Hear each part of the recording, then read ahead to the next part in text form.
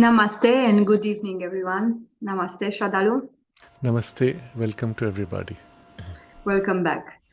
We will continue our exploration on the theme of Sanskrit with a glimpse on some amazing wonders that are found in this sacred language. And we will invite Sraddhalu to tell us more. Yes. We will continue where we left off last time. And it was in the immersion on the first verse, the first Rik of the Rig Veda. And those of you who have not had occasion to listen to that or rather experience that, I would highly recommend that you do that to fully appreciate the whole point of this series on Sanskrit. In a sense, that experience when you enter into the identity of the verse and the language that articulates the intuitive experience, the spiritual experience even, that's where you get a glimpse of why Sanskrit is so important. And for me, in some sense, that was the culmination of my underlying objective of introducing Sanskrit in this series. Nevertheless, we have much more to share and elaborate upon. As I have mentioned before, my entry in depth is too little, insufficient. And all I can do, and that is why I have called it an exploration, is a first glimpse of what is available. For those of you who feel so drawn, I am providing links where possible or sources where you could further explore and deepen. For the rest, we will perhaps review this theme later on, if and when I am able to enter with greater depth, to my satisfaction at least. And continuing from this theme of last time and the importance of what we experienced or glimpsed in the first Rik, I want to conclude from that why the Veda is so important, as also the Sanskrit language, or rather the original Deva Bhasha, or to whatever extent one can recover it. But the Veda itself is important because in what it formulates, what it transcribes, what it transmits, what it embodies, what it expresses, in the formulation of sound, is a spiritual experience in the most natural, spontaneous, sonoral equivalence that we could call language, closest to that experience and its expression. Among all the texts that survive from the history of humanity, the Veda are the closest for this purpose. One could say perhaps that there was a prior stage of language, but nothing of it remains. There was one disciple of Sri Aurobindo, German disciple whom Sri Aurobindo named Medhananda, one who has the delight of the, I will say, spiritual power of mind. And he was an exceptional being, many ways, as were all of the early disciples of Sri Aurobindo. And he had this old connection with the Egyptian tradition, and I believe that he had conscious recall of some lives perhaps.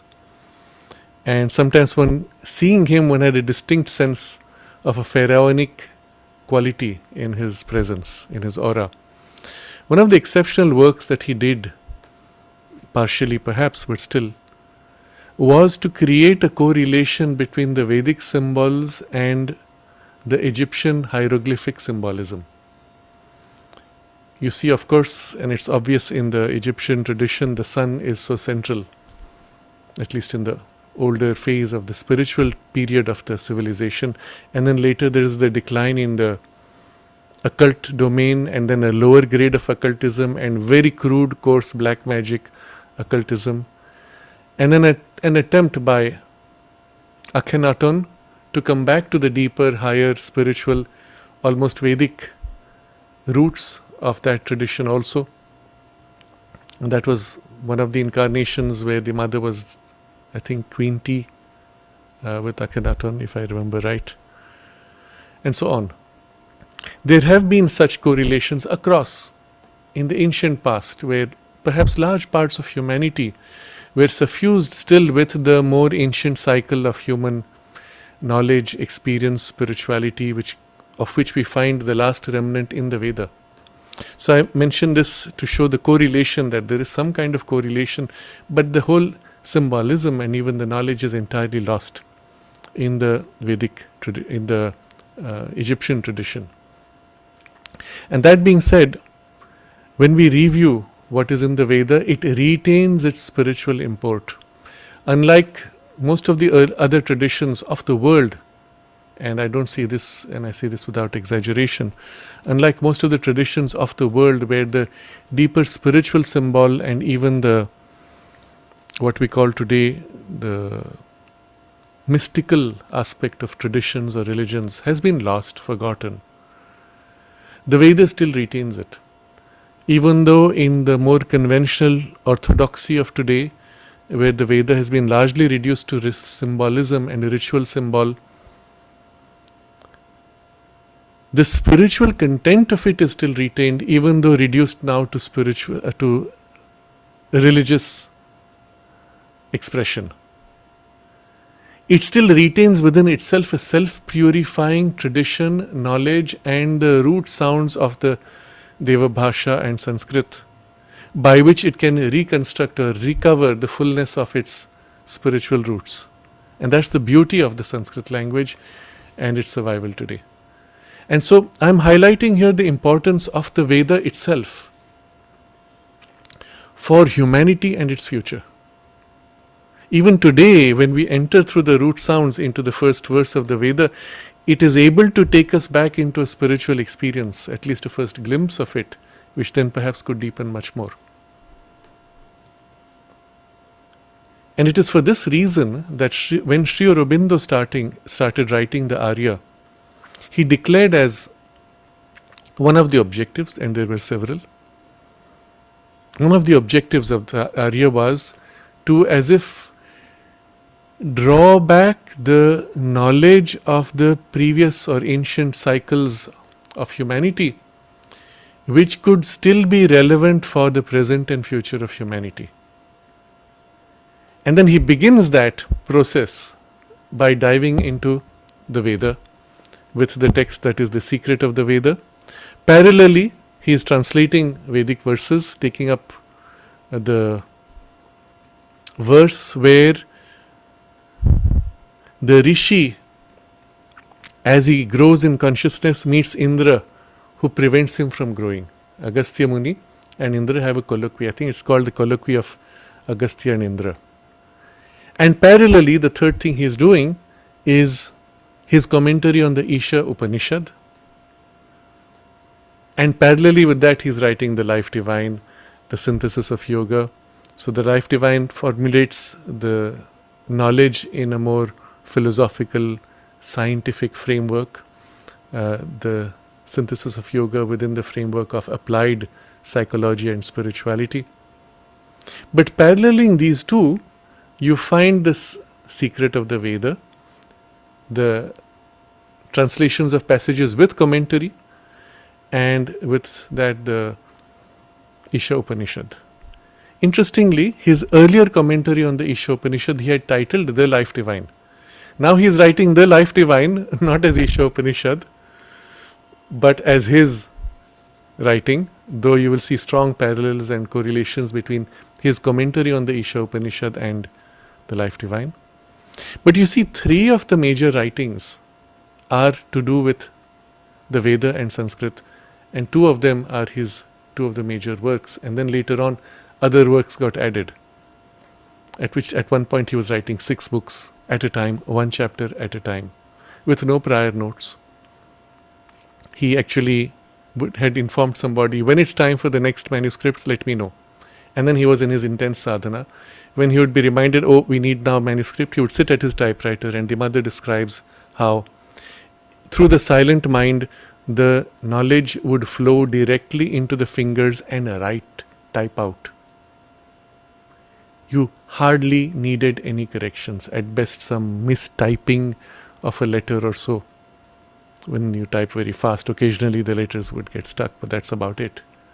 You did not need to revise. You don't write something and say, now I want to reread, change a line, change a word, change the sequence. Typically what human beings do when constructing with the mind. I want to say this again with some pain, that when this first Rik of the Rig Veda and the commentary on it was published, the portion we read, portions from it that we read last time from Sri Aurobindo, it was put in the centenary volumes of Sri Aurobindo. There was the Secret of the Veda, there was Hymns to the Mystic Fire, and then in the supplemental edition, they threw in portions of these various manuscripts on the first Rik, edited them, merged them to create as if one independent article, and the thing was put under the title of supplement, as if it was not part of a major work. And there was a note put there, and I'm quoting exactly from what I remember. These manuscripts, obviously unrevised, are put here only for their intrinsic value. Can you imagine the stupidity and the cheek of the self-styled editors of Sri Aurobindo to make such an absolutely meaningless comment on Sri Aurobindo's writing, and the audacity to want to edit and plug in pieces to form some kind of text rather than putting it as it was, and then saying that this obviously unrevised is printed for its intrinsic value. I'm sorry for the rant, but it's important for you to understand why so much has been suppressed or held back or even prevented from reaching out to humanity. Because there is a hostile intent in preventing Sri Aurobindo's writings and knowledge to widen out.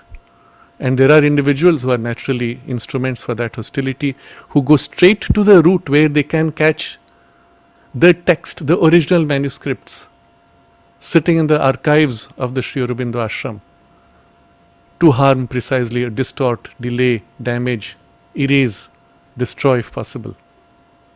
Pranabda, who was mother's personal attendant, had said it in so many words in the 1980s, that the one way they can damage Sri Aurobindo's teaching is by going to the manuscript and destroying things or harming things there.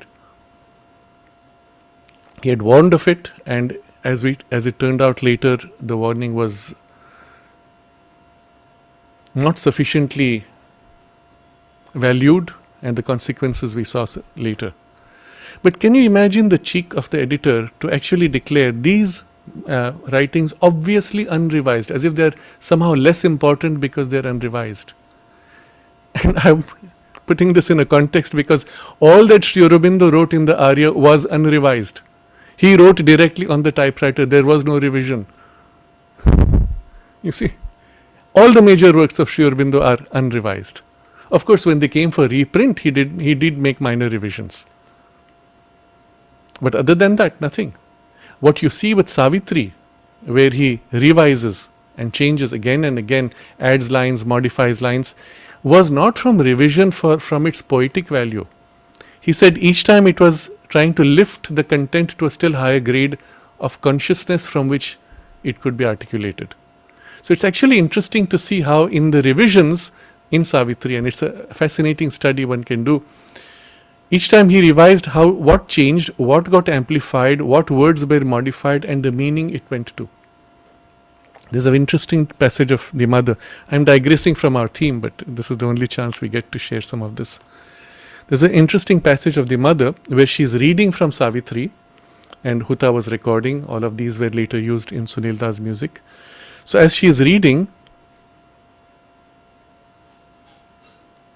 I think it was the word beautiful, she spontaneously read it as powerful. I think it was the line, "Forever love, O beautiful slave of God," and she ended up reading "powerful slave of God." And then, obviously, it was pointed out to her, So she immediately turned within and asked Sri Aurobindo, how did this happen? And Sri Aurobindo's comment to her, which she records, was, it is a truth of the future. And you get such a profound glimpse of the nature of evolution of consciousness. That beauty here, what is beauty today, would become also power at some point. When the consciousness is sufficiently stable, when the receptive base is sufficiently strong, beauty and power would correlate, or power would express through beauty. Beauty itself would discover its innate underlying power. That is implicit, inherent to beauty is a tremendous power to make perfect, to awaken to the divine, to break through obstacles and so on. There's a profound insight of the nature of the spiritual evolution and where we are. And so there are things like that which are so fascinating when you study the nature of Sri Aurobindo's revisions in Savitri. But he never had to do that with any of his other books. They were obviously unrevised. They didn't need to be revised because they were so perfectly articulated. So why do you make that comment about this text on the Veda? And are put here for their intrinsic value. What is this intrinsic value? The cheek, the stupidity of these editors. And they were self-appointed, not appointed by the mother, by the way. Self-appointed. Some of them, as I have mentioned before, have a language, English language, which is inferior to a college level in India. But since they have taken that power and are doing whatever they think is correct, editing, correcting, sometimes changing, we have all kinds of problems which came up in various ways in the past. But this is to say that there is an underlying hostility towards anything which has to do with the Veda, or with the Sanskrit language, or with Indian tradition and culture, civilization and spirituality in particular. And the hostility comes from the leftist agenda and from the Christian conversion agenda and the Islamic conversion agendas, and generally for those who want to weaken India and subjugate India. The British started this work as part of their colonization of India, when they discovered that here was knowledge which would revitalize India or liberate India and even unify India. They had to suppress Sanskrit first, and then subsequently all the vernacular languages, bring people to English-speaking mode, etc. They partially succeeded, and where they succeeded, we see the damage. The intelligentsia of India was as if seized by the English language and by English values, and being cut off from the roots which are in Sanskrit or in the spiritual foundations of the Indian civilization. That agenda of subjugation of the Indian spirit and civilization itself continues to this day, even though India won political freedom and has gone through many governments which have changed, which were also hostile to the same agendas, with the same agendas, which you find seated in the middle of the Sri Aurobindo ashram in the archives with the same agenda and hostility. Fortunately, because of pressure from others and demands from others and a demand even for transparency, which to this day they do not provide, of what is edited, why it is edited, how, to what extent, they will refuse to provide. But because of the pressure, at least the damage has been minimized, but it is there. And as a result, as a consequence, we have suddenly 2 large volumes of Sri Aurobindo's writings on Sanskrit and the Vedic articles. And I have mentioned before how when I asked them, why don't you publish all? They said, oh, he's writing the same thing over and over again in so many different articles. We just put the best ones. That was the kind of thinking. And you will recall what I asked in response. So, but this is to say and to highlight the value, the importance, how serious it is for this knowledge, for this language, for this wealth of spiritual content that is locked within the tradition and the language itself, and in the Veda in particular, to come forward for the present and for the future of humanity, human evolution, human spirituality and its spiritual evolution. So when Sri Aurobindo is writing in the Arya, he goes back to the Veda and the earliest Upanishads, which are the Isha Upanishad, which is derived directly from the Veda, and so on. He does not look at the later Upanishads. He does not look at the later Vedanta. He goes to the original. And even there in his writings, in his commentaries, he points to something anterior to that, of which this is the last remnant surviving portion. So you get an idea here of Sri Aurobindo's own vision and sense of priority in articulating these things. It's as if he is drawing back the knowledge, experience and spirituality of the past and embedding it, enforcing, infusing it into the present humanity and the future of humanity. This is what he was doing. And at the same time he is writing in the English language to formulate the same knowledge content in a language and a vocabulary and a structure of reasoning thought relevant to the modern mind, as he said it. Even later, and if this is in the Arya 1914 to 1920, let's say, and then he stops writing the Arya, he has extensive letters. In the 1930s, mid-30s, let's say, when he retook Savitri and then lifted it to the standard and the size that it is today, as he is writing Savitri, parallelly he is writing the hymns to the mystic fire, translations of the verses to Agni from the Veda, just translating, no commentary, no elaboration like the other prior work. Almost as if he is placing Savitri and the Veda on the same platform, same level, same value. And in that sense, it has been commented, I think it was my teacher M.P. Pandit who said that Savitri is as if the Veda for the modern age, making that correlation again. With the same kind of style, force, power, but now transmitted as closely as possible within the framework of the English language. But full of symbolism which belongs to the Vedic mind. Even the language has a Vedic turn to it. In many lines one can catch that. So he's writing these two parallelly, and Mother observes how, as Sri Aurobindo was writing these hymns to the mystic fire, to Agni, Agni would appear before him and stand. Such was the power of the invocation. Such is the power of those verses if we choose today to repeat them.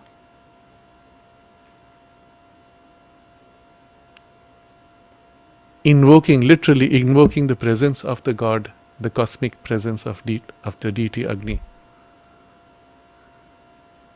I remember some nearly now 30 years ago when I was interested in doing some kind of research to draw knowledge from this kind of a connection with the past and from Sri Aurobindo's writings basing on it, and had spoken of it in some context within some of the people who are in management. One of them very proudly said, but Sri Aurobindo never gave importance to these things, meaning Vedas and Sanskrit and other things. And to me it was a dichotomy, the reality of the facts versus these opinions of people who know nothing, who have not even bothered to read. Sri Aurobindo begins with his Vedic commentaries, and the last writings he does are also Savitri and the hymns to the mystic fire. And interestingly, the other thing which he wrote in that period, late 30s, is the sonnets, which are all transcriptions of spiritual experiences, many of the sonnets of that period. Again, when you read the editorial comments in the sonnets, they structure the sonnets into two groups, and they call it early sonnets and his more mature later sonnets. It is so sad. It is so sad. These people have such an arrogance. Should never have sat in that place. As if these are more mature, those are infantile in relation. Okay. We ignore that and I place this only on record. My goal in these criticisms is to place on record. Because right now, there is very little that can be done other than making it into public awareness. I do hope, I do believe in future this work will have to be reviewed, and whatever damage has been introduced by such editing will have to be removed, and Sri Aurobindo's original writings as they were to be brought out in the way he intended. Just to give an example, from 1950 to 1972, There were nearly 500 corrections introduced in Savitri alone by the self-styled editors or typists or whoever it was. And many of these had to be undone in the newer edition. But these people also introduced their own corrections at that point, saying, we know what Sri Aurobindo wanted. And that was the kind of, we feel what Sri Aurobindo intended. That's the kind of phrasing I've heard from the people. Anyway, so you'll see also in the early writings, in the earlier publications, in the sonnets, often there are two words. There will be one word and then there will be a footnote with an alternate reading. Because Sri Aurobindo wrote one word, above that he would put a second word. And this is very fascinating when you look at text like this.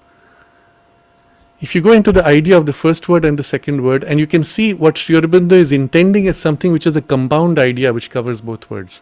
And English language is too narrow in the verbal sense to hold that complete idea. Sanskrit would have been more appropriate perhaps. But he is trying to fit what in the intuitive or the spiritualized mind is something much more comprehensive and rich in content into a word which is too narrow and rigid or with some kind of wrong association. So he has to put two options. And in the earlier publications, maybe up to 40 years ago, you would have the second alternate reading. In the new editions, they've removed all that. So I asked them, how do you choose? Oh, they said, we just feel whatever is right, whatever we think is better. Okay. So a lot of these things, I suppose, in the future would have to be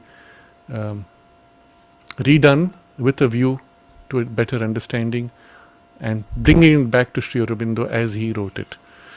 Fortunately, I can say that the bulk of the interventions of these kinds are very small today, and still they exist. And the fact even that you've removed the second reading that Sri Aurobindo has retained is a kind of a loss from this perspective. But since they don't understand this and they think from a very narrow viewpoint, they reduce everything to their grade. All this is just to give you a background of the importance of this body of the Vedic knowledge, Upanishad, especially the early Upanishads which derive from the Veda, the Sanskrit language itself, and this recovery of the root sounds and the Deva Bhasha, and with it the knowledge, experience and the intuitive force that it can transmit for the present and future of humanity and spiritual evolution. Because you have to understand the Vedic deities are actually cosmic. You could go on any planet, on any galaxy, at any time in the universe, a billion years ago or 10 billion years from now, the deities will be the same because they are cosmic deities. Perhaps some of them might have evolved in some way, but still there would be deities in the same sense, with the same operations, presiding over the evolutionary processes in exactly the same way as they are in the human. You will remember how Sri Aurobindo describes the operations of these deities within us in the formation of language itself. Agni, Vayu and Indra, if you remember. And so this knowledge is so profound, so universal, so eternal that it is worth recovering. And this will happen inevitably. It's only a question of how long it takes, for which Sri Aurobindo gave this foundation. But there was one problem. Because Sri Aurobindo wrote in English, all this knowledge has remained within that narrow domain. You see, one of the criticisms the British had for Sanskrit in India, they claimed, and wrongly, that it was the language of the elite. And so elitism is being removed by removal of Sanskrit. So for the leftists, it's a very good argument. We are getting rid of the elites. The head of Twitter came to India, spent a few days. Many NGOs being funded by Twitter and other elements of the cabal were assembled. He spoke to them, interacted with them. And then they made one mistake of publicly exposing their agenda. There was one photograph with the NGO heads where one of them held a placard saying something like, "Destroy Brahmin patriarchy." And the head of Twitter is standing next to that. You see the hatred, fear of what this represents. What is Brahmin patriarchy? Where in India do you find Brahmin patriarchy, even going back in history? The Brahmins were by definition meant to live even the poorest. Some of them had to beg for alms. They were not allowed to own wealth to maintain the purity of the purpose and focus of knowledge. It's only under later British rule that they found the Brahmins being temperamentally more suited for intelligent decisions, because they were readers, they were learners. They would put them in positions of administrative power.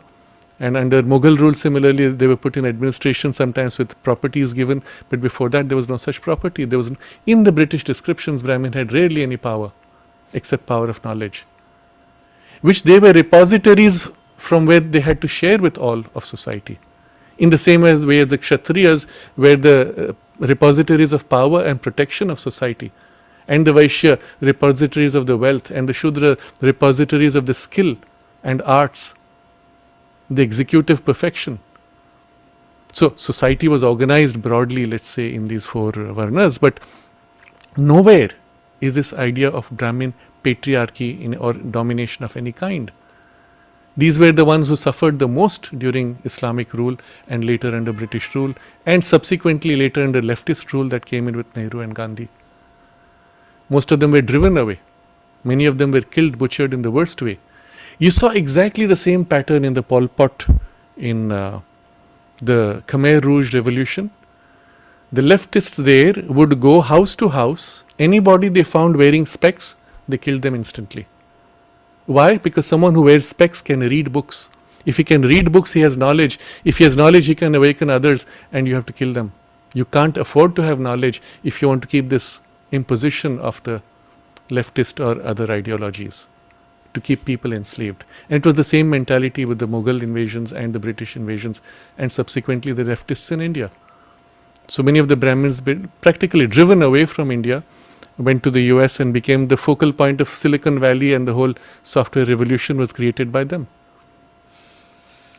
Many of them won't come back because they're too rooted there now. But the point here is, there is no such thing as Brahmin patriarchy that needs to be destroyed.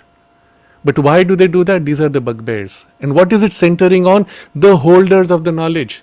What do you associate with the Brahmins? Well, they have the knowledge of the traditions and the lineage and the spiritual content and the dedication to protect it and even to die for it. It's like killing people who wear specs in the Khmer Rouge. And that agenda is still on. I'm sorry I'm digressing a little bit, but it is to put in context the importance of this knowledge and what a battle it is to protect it from being destroyed. So when Sri Aurobindo presents all this, it is written in the English language. But in India, there was already this split among the traditionalists who had been brought up in the traditional way with the base of Sanskrit, living in Sanskrit, thinking in Sanskrit, and those who grew up in the Anglicized, Europeanized mind. And there were two mindsets, two linguistic bases, two often contrary cultural values, and a collision of two worlds. Who would convey from one side to the other or bridge that gap? While Sri Aurobindo, writing in English, awakened the English-speaking reading to whatever he had to convey, those who were within the domain of the traditional sphere, who don't have the same familiarity with the English language, were resistant, because anything coming in English, there was a resistance. Today, interestingly, most of the Brahmin traditionalists also have English language access. Many are losing roots while swinging from one side to the other. Some kind of bridge is forming artificially, though. It was at that time that something extraordinary happened. One of Sri Aurobindo's premier disciples was T.V. Kapali Shastri. He was teacher of my teacher, M.P. Pandit. His history, we will have perhaps another occasion in the future to speak a little bit about him more completely. But he had already been initiated into the Sri Vidya tradition, worship of the Divine Mother, from his young age, I think from the age of 5. By the age of 10, he had read the Mahabharata several times. He was deep into sadhana. He came under the influence of Ganapati Muni, who then brought him to Ramana Maharshi. And he writes how, through all that, when he had the knowledge in Sanskrit, he had grown up with Sanskrit, understanding as it was taught, the Vedas as it was understood, and he had glimpses which felt that there was something more to it. Under Ganapati Muni, he had the deeper insight of the deities and what they were as cosmic powers, as well as their individualized functionings, etc. That way had opened to him. And what Sri Aurobindo later developed in great detail, he had already initially got a glimpse of from Ganapati Muni's own discoveries. And completely independent, he says. 1916, he came across Sri Aurobindo's writings from the Arya, and particularly these writings, and suddenly he discovers this wealth. And every night he would reread the entire Arya again and again and again, every night until the new edition, the new journal, the next journal would come out. Think about a man who has been in intense traditional knowledge, tapasya, spiritual foundations. When he reads this, he says, wow, this is so extraordinary. And he cannot contain himself, he has to reread because there is so much depth of knowledge. Compare that with the modern mind. So shallow, so superficial. We read once, yes, I have understood, close the book, forget it. I read it 20 years ago, 30 years ago. When you actually read it and you realize that you've caught a little bit and your mind is rich and deep enough, you realize you've caught just a little bit, you reread and you go deeper, and you reread and you go deeper, especially for texts like this which are not informational, but spiritual, experiential in content. Such was the method used in the Vedic tradition and in the Upanishads. By rereading, by dwelling, you drew out the deeper knowledge which was implicit. And because he had that training, now he could have access to this. And what is fascinating about him is that his mastery of the English language is so brilliant, and Tamil and Telugu. And when he writes in English, you would say it is of such a high standard, one would say almost approaching Sri Aurobindo in his style and lucidity, clarity, precision, with the same force of the mantra, because it came from his tapasya. So here is a man who comes rooted from that tradition, bridges with the English language, and now discovers in Sri Aurobindo what he has been seeking all his life. And there was a point of transition where he came to Sri Aurobindo, he meets Sri Aurobindo, he describes his first experience of meeting him. As he was climbing up the stairs, approaching Sri Aurobindo's room from a distance of 20 meters, he said all his chakras began to open spontaneously in the approach of the physical approach to Sri Aurobindo. And he says, such an extraordinary being that you approach him and all the centers open. But he could experience that because of the parayar sadhana he had done. So such a man now, he comes to the Sri Aurobindo ashram. He was with Ramana Maharshi, and Ramana Maharshi shed a tear when Kapali Shastri chose to come to the Sri Aurobindo ashram. And he said that there was just a thin veil between the two. Had he stayed longer, he would have merged completely in the oneness with Maharshi. I'm sharing these to give you a glimpse of what he was. Having come to Sri Aurobindo ashram, Shastriya describes how in 6 months, by the action of the divine Shakti, the divine mother, 10 years of work was achieved with ease. And many other experiences he narrates. All of this led to a point where, incidentally, when Ramana Maharshi's orally transmitted writings were to be translated, he asked specifically for Shastriya's help, and with Sri Aurobindo's permission, Kapali Shastri went there, completed the translation and came back. But subsequently, there came this point where all the work that Sri Aurobindo had done regarding the Veda, Kapali Shastri was impelled by circumstances here, he says by people here, to explain the verses, to translate them. And there's a point where he wrote to Sri Aurobindo and asked his permission to develop this, with a special request that he would write this only if Sri Aurobindo accepted to verify personally all that he wrote. Sri Aurobindo agreed. And then for several years, Kapali Shastri wrote, addressing to the traditional Sanskrit scholar and Vedic scholar. So in Sanskrit he wrote, what is Sri Aurobindo's approach in the interpretation of the Veda? He elaborated on the root sounds, meaning, demonstrated logically how the current understanding, based largely on Sayana and others, was internally inconsistent and even sometimes obviously wrong, and how this approach actually healed those issues and made something more comprehensive and evoked most directly the spiritual content of the Veda. So he wrote first this elaborate commentary along with the translations of the verses. Each of these in bits was sent to Sri Aurobindo.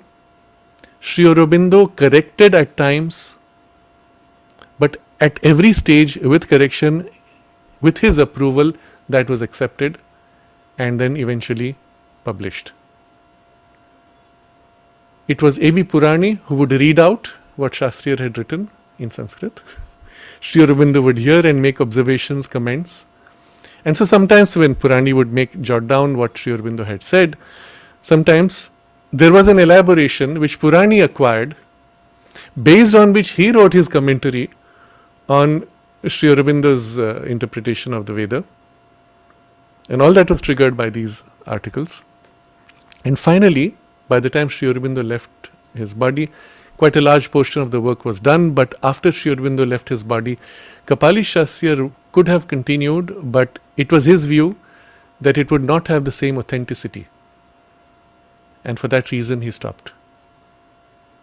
But what he did was done following the lead and the indications of Sri Aurobindo. I believe though that many of the texts of Sri Aurobindo which are now published were not available then, had not been published then. So quite a large body of the etymology and some of the things we have referred to particularly had not been published. He did not have access to that. It was only the published portions from the Arya, and whatever was in print then was the base from which he derived. But still that was enough to give him the necessary hints, and he worked upon this. This work which he did was then sent out to many of the scholars, Vedic scholars of the time.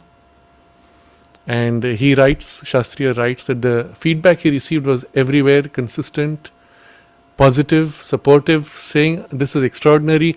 Can this application actually work for the entirety of the Veda? They were keen to know. So this is an exceptional work which was done, bridging these two worlds, so to say, by the only person who had the competence and the spiritual foundations, and with the sanction and verification of Sri Aurobindo, which nobody today can have, unfortunately, but still, that work was done. This is so important. It is now part of Kapali Shastriyar's collected works, spread across the volumes themselves, go into 10 volumes and index, but the collected works of them, at least 4 volumes are related to this. The commentary, the translation, and upon that later my teacher M.P. Pandit, with Shastriyar's permission, made his first attempt to translate from the Sanskrit to English. So you see how it works. Bridging through the Sanskrit language, we needed that value to be brought within the English domain, which my teacher did, and Shastriyar corrected his early writings of the translation. That was not completed. The bulk of it was completed later, and is now part of the collected works of Kapali Shastriyar. So all this is to just give you a background of something so important, whose value you will appreciate today after all that we have explored of the Vedic content based on the root sounds and the deeper understanding of Sanskrit itself. But our exploration doesn't stop here.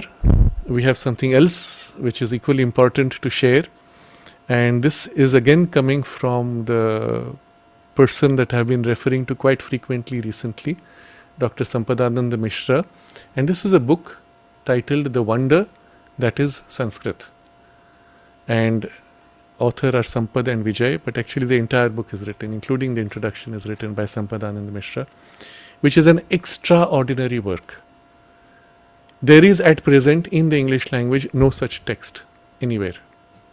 Even in Sanskrit you will not find a text like this which assembles so many important rich content in one place. Particularly in the first part of the book, where Sampadananda has drawn from various different disparate texts across the rich body of Sanskrit literature. Now here again I make an aside. Remember what the British said, and the leftists have caught on to that, oh, Sanskrit is the language of the elite. And therefore, in destroying Sanskrit, we are destroying elitism. And that's why we drifted off into that example with the Twitter head funding this destruction of the traditions. But this equally applies to the English language in India. In India, the people who speak English, read fluently in English or write fluently in English are an elite, which in percentage number is lower today than it was when Sanskrit was commonly used under British rule. So the elitism has not gone away, it has just been colonized, if at all it was elitism. The reality is that it was not an elitism. The Sanskrit language itself was the link language. As in Europe, Latin was for a quite large time, especially under Roman rule, it was the link language because it was at the root of many of the European languages. But in India, it was even more obvious. Every language recognized consciously that it was derived from Sanskrit. To this day, 70% of all the words of all Indian languages are directly from their Sanskrit origin, including Tamil, by the way. Despite some of the political Tamilians who want to declare Tamil as a separate language and separating Aryan and Dravidian, which was part of the British mischief to divide India. And this was one of the points Aurobindo makes. When he saw that Tamil language was 70% Sanskrit, he asked himself, well, how does this happen? And started his inquiry into that. But all this is to say that Sanskrit today is not an elite language, nor was it ever an elite language. It was the linking, unifying language. It was the universalizing language. It was a language that linked into the entire body of civilizational knowledge, experience, history, culture, science, literature, philosophy, yoga. By cutting off Sanskrit, you cut off all this and reduce the average Indian to a bad, poor replica of the British, or at least attempted to. You couldn't, because there was still the vernacular. As long as that was there, indirectly much of this came through. But then removal of Sanskrit allowed you to divide people along vernaculars. So the British had cricket matches between people of different languages, and then they would pit them against each other on the basis of language as a way of dividing. A lot of powerful psychological tools were used. But the moment you bring back Sanskrit as the underlying language, instantly all these divisions dissolve. So you can see the importance of Sanskrit for the future of India, but through that for the recovery of the body of knowledge. Because as long as Sanskrit text you are blind to, you're dumb with, you lose everything.